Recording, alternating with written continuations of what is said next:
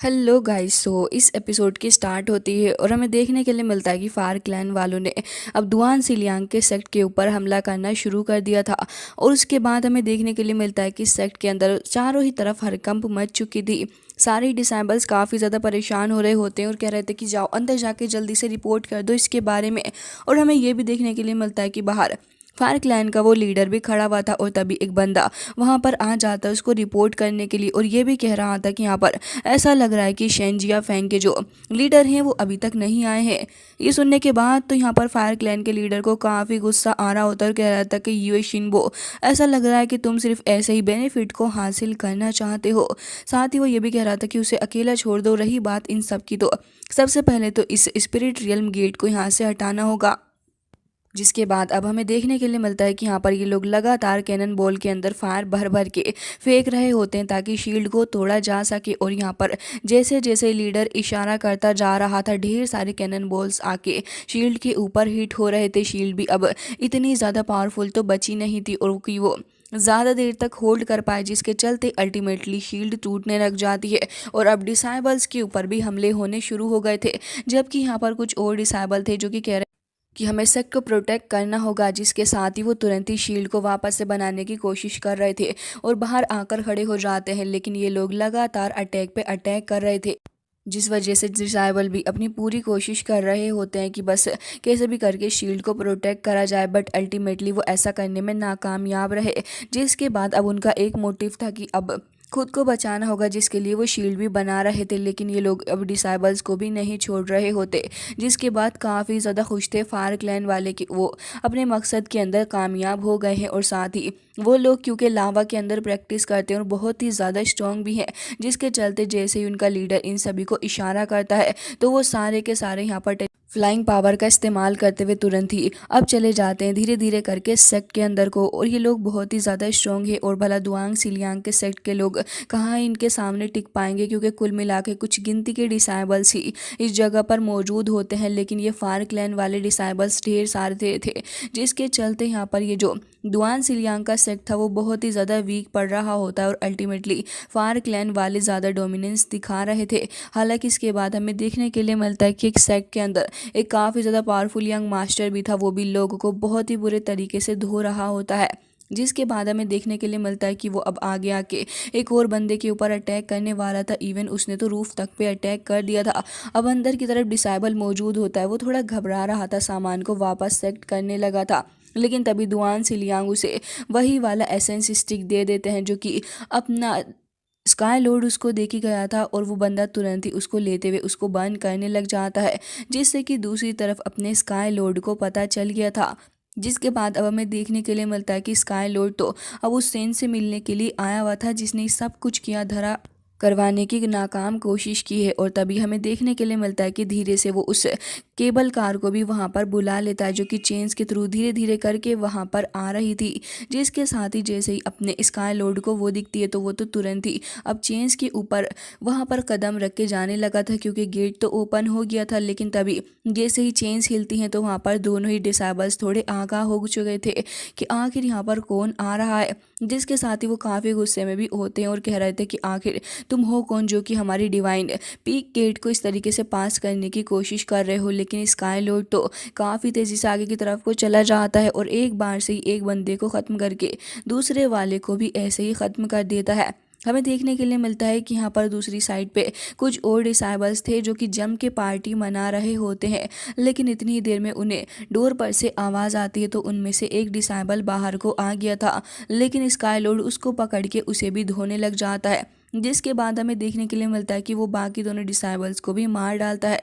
अब हमें देखने के लिए मिलता है कि जो अंदर वाला मेन होल था, उस मेन होल के अंदर और भी काफ़ी सारे डिसाइबल्स मौजूद थे और वो भी यहाँ पर अच्छी खासी निगरानी रखे हुए थे। जिसके बाद हमें देखने के लिए मिलता है कि स्काई लॉर्ड इनसे भी यही कहता है कि वैसे तो मैं शेंजियान पीक आया था, लेकिन अब ऐसा लग रहा है कि यहाँ पर मुझे कुछ और भी करना होगा। जिसके बाद हमें देखने के लिए मिलता है कि यहाँ पर धीरे धीरे करके वो सारे डिसाइबल्स की तरफ को आ गया था और बस एक ही सवाल पूछ रहा होता है कि मुझे ये बता दो कि सोर्ड लॉर्ड कहाँ पर है। लेकिन डिसाइबल्स तो यहाँ पर अपने स्काई लॉर्ड को हल्के में लेते हुए उसके ऊपर अटैक कर रहे थे, जिसके चलते जब एक बंदा अपनी स्वॉर्ड के थ्रू अटैक करता है स्काई लॉर्ड के ऊपर तो फिर तुरंत ही उसे काफ़ी दूर को फेंक के मारता है। उसके बाद हमें देखने के लिए मिलता है कि बाकी सारे डिसाइबल्स वो भी एक एक करके हमला बोल रहे थे, लेकिन तभी स्काई लॉर्ड इनको भी नहीं छोड़ता और हमें देखने के लिए मिलता है कि अब वो दो बंदों को उनकी नेक से पकड़ के उठाकर फेंक देता है, जिसके साथ ही स्काई लॉर्ड अब थोड़ा इधर उधर देख रहा था कि आखिर ये कहाँ हो सकता है। तभी उसे एक लालटेन दिखती है, क्योंकि स्काई लॉर्ड काफ़ी वक्त से है, जिसके चलते उसको ज़्यादा प्रॉब्लम नहीं आ रही थी और वो तुरंत ही पहचान जाता है कि ये तो एक हिडन रास्ता है। वो तुरंत ही उस रास्ते के थ्रू होते हुए केव के अंदर आ जाता है, जहाँ पर दो और डिसाइबल्स मौजूद थे। जिसके बाद यहाँ पर आने के बाद अपना स्काई लॉर्ड कह रहा होता है कि देखो, मुझे पता है कि तुम जू तियानजुन को ढूंढ रहे हो, है ना, और मैं ही जू तियानजुन हूँ। ये सुनने के बाद दोनों डिसाइबल्स इससे पहले कुछ कर पाते, तभी स्काई लॉर्ड अपनी फायर का इस्तेमाल करते हुए एक को दूर पटक देता है और उसके बाद फिर वो दूसरे डिसाइबल्स को भी गले से पकड़ लेता है। अब हमें देखने के लिए मिलता है कि उसको भी स्काई लॉर्ड ने मार डाला था और अब आगे की तरफ को चेक करते हुए थोड़ा इधर आधर देख रहा होता और कह रहा था कि अच्छा, तो सच में तुम लोग अपनी रेपुटेशन को डिज़र्व करते हो। और साथ ही वो यहाँ पे थोड़ा आगे आकर देखता है तो ढेर सारी सोर्स वगैरह भी इस जगह पर मौजूद थी। तभी हमें देखने के लिए मिलता है कि स्काई लॉर्ड कह रहा था कि यहाँ पर तो काफ़ी सारा स्ट्रॉन्ग मर्डरस ऑरा मौजूद है और ये भी कह रहा था कि काफ़ी पावरफुल है, तो फिर एक काम क्यों नहीं करते, आप मेरे सामने आ जाइए ओल्ड मैन। लेकिन तभी हमें देखने के लिए मिलता है कि वो ओल्ड मैन ये कह रहा था कि मैंने यहाँ पे अपनी काफ़ी सारों की कल्टीवेशन यहाँ पर डेडिकेट कर दी है इन सोर्स को, तुम्हें लग रहा है कि मैं इतनी आसानी से बाहर आ जाऊँगा। और साथ ही वो यहाँ पर स्काई लॉर्ड को बहुत ही ज़्यादा हल्के में भी ले रहा था।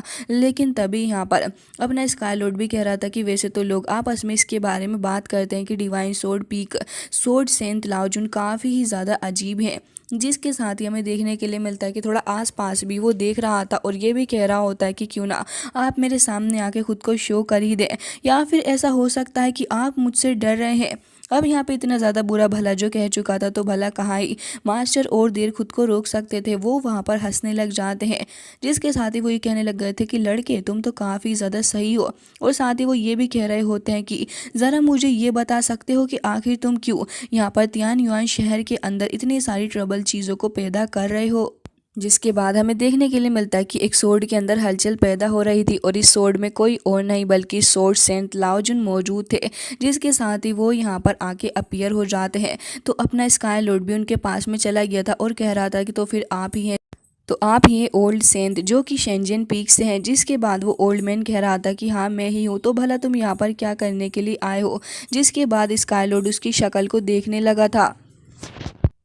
जिसके बाद अब हमें देखने के लिए मिलता है कि यहाँ का माहौल भी काफ़ी ज़्यादा इंटेंस हो गया था और यहाँ पर ये जो सोर्ड मास्टर था उसे भी काफ़ी गुस्सा आ रहा होता है, क्योंकि अपना स्काई लॉर्ड इस जगह पर आ गया है और वो तुरंत ही अपनी पावर का इस्तेमाल करते हुए ढेर सारी सोर्ड को इकट्ठा करने लग जाता है। और उसके बाद यहाँ पर एक ब्लास्ट भी देखने के लिए मिलता है। हालांकि इसके बाद सीन वापस से सिटी के अंदर ही शिफ्ट हो गया था और अब हमें देखने के लिए मिलता है कि सिटी के अंदर तो अभी भी काफ़ी ज़्यादा चेयरिश माहौल होता है। सभी लोग काफ़ी इंजॉय कर रहे थे और लोग यहाँ पे अपने मास्क को बेच रहे थे, क्योंकि यहाँ पर स्काई लॉर्ड काफ़ी ज़्यादा फेमस हो गया है। तो पेरेंट्स अपने बच्चों को मास्क खरीदवा रहे होते हैं और लोग काफ़ी ज़्यादा खुश थे इस मास्क को खरीद के, क्योंकि अब नया हीरो जो था वो स्काई लॉर्ड ही बन गया था इस जगह का। इसके बाद हमें देखने के लिए मिलता है कि यहाँ पर जिया मैंग भी थी, जो कि यही नोटिस कर रही होती है कि सारे ही लोग यहाँ पर मास्क खरीद रहे हैं और यहाँ पर काफ़ी ज़्यादा फेमस हो गया है अपना स्काई लॉर्ड।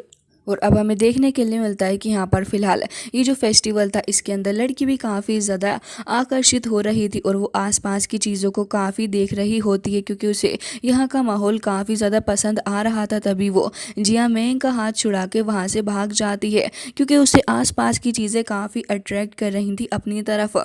अब हमें ये भी देखने के लिए मिलता है कि यहाँ पर अपनी जो जिया मेंग थी वो ये कह रही थी कि जू तियानजी ने मुझसे ये कहा कि उसे कुछ इम्पोर्टेंट काम है, तो इसलिए इतने वक्त तक मुझे इस जगह पर शेल्टर करके रहना है। लेकिन तभी वो नोटिस करती है कि वो लड़की तो उसके हाथ से भाग चुकी है।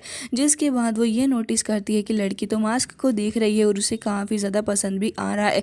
शॉप ओनर ने भी मास्क ही लगा रखा था और वो कह रहा था कि मैं तुम्हें एक अच्छा वाला मास्क देता हूँ, और फिर उसके साइज़ का मास्क उसको दे देता है। जिसके बाद लड़की बहुत ही ज़्यादा खुश थी और वो अच्छी भी नज़र आ रही होती है। लेकिन इतनी ही देर में हमें देखने के लिए मिलता है कि वहाँ पर जिया मेंग आ गई थी और कह रही होती है कि तुम तो इतनी ज़्यादा ब्यूटीफुल हो, तुम्हें मास्क की क्या ज़रूरत। और ये कहते साथ ही तुरंत ही मास्क को रख देती है और फिर कह रही होती है कि चलो आओ मैं तुम्हें नूडल्स खिलवाती हूँ। और फिर एक शॉप पर आकर शॉप ओनर से कहती है उसके लिए खाना लेकर आने के लिए। वो तो हाथ से ही खाना खाने लगी थी, लेकिन तभी वो उसे चॉपस्टिक देती है और कह रही थी कि इससे खाओ। जिसके साथ ही वो कह रही होती है कि अच्छा रुको, तुम यहीं पर वेट करो, मैं बस अभी आ रही हूँ कुछ ही देर के अंदर, ठीक है ना। और यहाँ पर इशारे से बात बताते हुए चली गई थी शाओ चैन को ढूंढने के लिए और कह रही थी कि ब्रदर शाओ चैन आप भला कहाँ चले गए हैं। और साथ ही उसे शक भी हो रहा था और कह रही थी कि मुझे तो लग रहा है कि वही स्काई लॉर्ड है। और अब वो सिटी के काफ़ी ज़्यादा टॉप पे आ चुकी थी और ये कह रही होती है कि ये जगह बहुत ज़्यादा टॉप पे है, तो फिर यहाँ से तो मैं शाओ चैन को देख ही पाऊंगी। लेकिन वो शाओ चैन को देख नहीं पा रही थी, हालांकि बाकी सारे लोग तो साफ नज़र आ रहे थे, लेकिन बस वही नहीं दिख रहा था उसको। जिसके बाद यहाँ पर एक ओल्ड लेडी को भी वो देखती है। वो ओल्ड लेडी ये कह रही थी कि लिटिल गर्ल क्या तुम यहाँ पर किसी को देख रही हो। वैसे तो अपनी स्टिक के सहारे चल रही थी, लेकिन तभी यहाँ पर उसकी स्टिक थोड़ी अनबैलेंस्ड हो गई थी, जिससे कि वो ओल्ड लेडी गिर जाती है। और हमें देखने के लिए मिलता है कि ओल्ड लेडी ये कही थी कि जिया मेंग। जिसके बाद तो जिया मेंग घबरा जाती है और साथ ही ओल्ड लेडी ये कह रही थी कि क्या तुम मुझे पहचान गई हो। जिसके साथ ही हमें देखने के लिए मिलता है कि ये तो वही लेडी है। और साथ ही अब तो वो पकड़ लेती है जिया मेंग को। जिया मेंग को पता था कि उसे काफ़ी ज़्यादा खतरा है, तो तुरंत ही वहाँ से भागती हुई जा रही थी। लेकिन इतनी ही देर में वो यंग मास्टर जियांग भी वहाँ पर आ जाता है, जो कि इसी लेडी के हाथ के ऊपर बाइट कर लेता है, जिससे कि लेडी थोड़ी देर के लिए पीछे को हट गई थी और वो तुरंत ही उसको पकड़ के वहाँ से भागने लग जाता है। तभी वो कह रही थी कि अच्छा तो यहाँ पर एक पहरेदार भी है। लेकिन क्योंकि वो सिटी के अंदर इतनी ज़्यादा हाइट पे खड़ी थी, तो वो बहुत ही आसानी से देख रही होती है कि आखिर ये कहाँ जा रही है। जिसके साथ ही यंग मास्टर ये कह रहा था कि जल्दी मेरे साथ चलो, क्योंकि लॉर्ड जू तियानजुन ने कहा है कि मैं तुम्हें प्रोटेक्ट करूँ और मैं अपनी जिम्मेदारियों से कभी भी पीछे नहीं हटता। जिसके साथ वो काफ़ी तेज़ी के साथ वहाँ से भागता हुआ जा रहा था। तभी हमें कैट गर्ल देखने के लिए मिलती है, जो कि यहाँ पर अपना खाना खा रही थी। उसने ढेर सारा खाना खा लिया था और अब उसकी नज़र पड़ती है कि जिया मेंग को तो कोई लेके जा रहा है, लेकिन फिर भी लड़की इतनी ज़्यादा कम अकल है कि यहाँ पर अभी भी बस खाने पीने की चीज़ों को देखे जा रही थी। जिसके साथ ही हमें देखने के लिए मिलता है कि वो लेडी तो लोगों के सर के ऊपर से पैर रख रख के मस्त वहाँ से भाग रही होती है। और लोग भी देख रहे थे कि न जाने क्या ही पागल लेडी है ये। अब यहाँ पर अपने पीछे उस लेडी को आते हुए देख के जिया मेंग और भी ज़्यादा घबरा जाती है और वो तुरंत ही यहाँ पर जियांग को पीछे हटा के अब लेडी के ऊपर अपनी बटरफ्लाई अटैक करती है। बट इसका भी कुछ फ़ायदा नहीं था, क्योंकि लेडी काफ़ी आसानी से खुद को आज़ाद करती है। और उसके बाद हमें देखने के लिए मिलता है कि यहाँ पर वो ये भी कहने लगी थी कि मुझे यहाँ से जाना होगा, लेकिन जियांग उसको मना कर रहा था और कह रहा था कि यहाँ पर लोगों की भीड़ है, वो हमें आसानी से नहीं ढूंढ पाएगी। लेकिन तभी जियांग मैंग कहने लग जाती है कि हाँ तुमने सही कहा, लेकिन मेरी वजह से मैं नहीं चाहती कि इनोसेंट लोग कभी भी इस सारी चीज़ों के अंदर पड़े और वो फंस जाए। जिसके साथ ही वो वहाँ से भाग जाती है दूसरी साइड पे, जहाँ पर सब कुछ अकेला और शांत हो। जिसके बाद तो मिस्टर जियांग को वो और भी ज़्यादा पसंद आने लगी थी, क्योंकि उसका नेचर ही इतना ज़्यादा अच्छा था कि वो खुद को प्रोटेक्ट करने के लिए किसी और को खतरे में नहीं डाल सकती थी। वो तुरंत ही इम्प्रेस हो जाता और उसके पीछे पीछे भागने लगा था, उसका हाथ पकड़ के उसे दूसरे दूसरे रास्तों से लेकर जा रहा होता है। लेकिन क्या ही फ़ायदा, क्योंकि जब वो एक दूसरे रास्ते पर आते हैं तो रास्ता बंद था। और अब वो लेडी वहाँ पर आ जाती है और कह रही थी कि जिया मेंग मुझे पता है कि तियानजुन तुम्हें प्रोटेक्ट नहीं कर पाएगा, क्योंकि अब वो इस जगह पर मौजूद ही नहीं है। ये कहते साथ ही तुरंत ही अपने हंटर को निकाल लेती है और अब आगे बढ़ रही थी अटैक करने के लिए। लेकिन तभी मिस्टर जियांग उसको रोकता है और कह रहा था कि रुक जाओ, अगर तुम्हें इसके ऊपर अटैक करना है तो उससे पहले तुम्हें मेरे साथ में डील करना होगा। वैसे तो ये यंग मास्टर किसी काम का नहीं है, लेकिन हाँ अब वो हीरोइक वे में काफ़ी ज़्यादा करेजियस होकर अब हेल्प करने की सोच रहा था जिया मेंग की। लेकिन तभी हम देखते हैं कि जिया मेंग खुद ही उसे पीछे हटाते हुए आगे की तरफ को आ जाती है और कह रही थी कि मुझे पता है कि तुम सिर्फ और सिर्फ मेरे पीछे पड़ी हुई हो, जिसके चलते वो मैं खुद ही आगे आ रही हूँ। जिसके साथ यहाँ पर वो लेडी कह रही थी कि हाँ ये देखो ज़रा लड़का कितना ज़्यादा पागल है, लेकिन मुझे काफ़ी ज़्यादा क्यूट भी लगा। जिसके बाद हम देखते हैं कि वो आगे बढ़ रही थी अपने हंटर से अटैक करने के लिए। लेकिन हम देखते हैं कि जियामेंग जो थी वो तुरंत ही अपनी बटरफ्लाई का अटैक करते हुए उसको रोकने की कोशिश कर रही होती है। बट इसका क्या ही फ़ायदा था, क्योंकि उसका अटैक इतना ज़्यादा स्ट्रांग नहीं था कि इस लेडी के हंटर को रोक पाए। हालांकि लास्ट में वो अपने पैर के थ्रू उसको हटाती है पीछे, लेकिन तभी लेडी एक बार फिर से काफ़ी ग्रेसफुली अपने हंटर के थ्रू अटैक करती है। जियामेंग उसके सारे ही अटैक्स से बचते बचाते कैसे भी करके बस आगे की तरफ को पहुंचना चाह रही थी ताकि लेडी के ऊपर अटैक कर सके, लेकिन वो तो उसे दीवार में फेंक कर मारती है।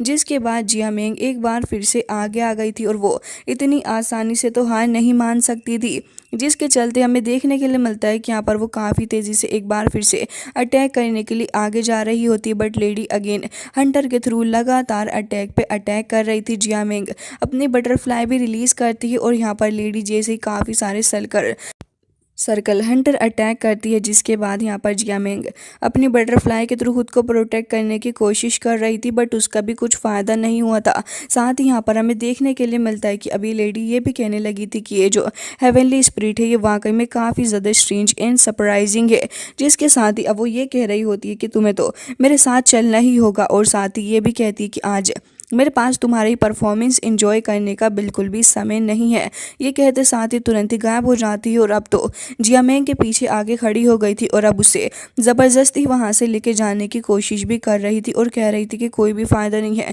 तुम्हारा इस तरीके से रेसिस्ट करने का, क्योंकि अल्टीमेटली मैं तुम्हें यहाँ से लेकर जाऊँगी, क्योंकि तुम्हारे और मेरे बीच का डिफरेंस बहुत ही ज़्यादा है। जियामेंग अभी भी कोशिश कर रही होती है कि कैसे भी करके वो खुद को बचा ले, लेकिन तभी यहाँ पर मास्टर जियांग अब लेडी के पैरों को पकड़ लेता और कह रहा था कि जियांग आप यहाँ से चली जाएं। जिसके बाद यहाँ पर जियांग थोड़ी पीछे हट गई थी और लेडी को काफ़ी गुस्सा आ रहा होता तो वो मिस्टर जियांग के ऊपर अटैक कर देती है, जिससे कि मिस्टर जियांग का मास्क हट गया था और यहाँ पर वो ये कह रही होती है कि देखो तुम मेरे बीच में मत आओ, नहीं तो मैं तुम्हें नहीं छोड़ूंगी। और साथ ही जियामेंग ये कह रही होती है कि मिस्टर जियांग आप यहाँ से चले जाएं, मेरे बारे में फिक्र ना करें। लेकिन तभी वो ये कह देता है कि मैंने जू तियानजून से वादा किया था कि मैं तुम्हें प्रोटेक्ट करूँगा, तो तुम ही यहाँ से चली जाओ। जिसके बाद जियामेंग वहाँ से जाना ही ज़्यादा ठीक समझती है, क्योंकि यहाँ पर मिस्टर जियांग ये भी कह देता है कि अगर तुम चली जाओगी तब भी लेडी मेरा कुछ नहीं बिगाड़ पाएगी, क्योंकि इसका टारगेट तुम हो ना कि मैं। और हमें देखने के लिए मिलता है कि जैसे ही जियामेंग भाग रही थी तो उसके पीछे पीछे वो लेडी भी जा रही होती है, बट अल्टीमेटली मिस्टर जियांग उसकी लेग्स को पकड़ लेता, फिर उसको छोड़ नहीं रहा था। जिसके बाद तो वो लेडी ये कह रही थी कि अब मरने के लिए तैयार हो जाओ।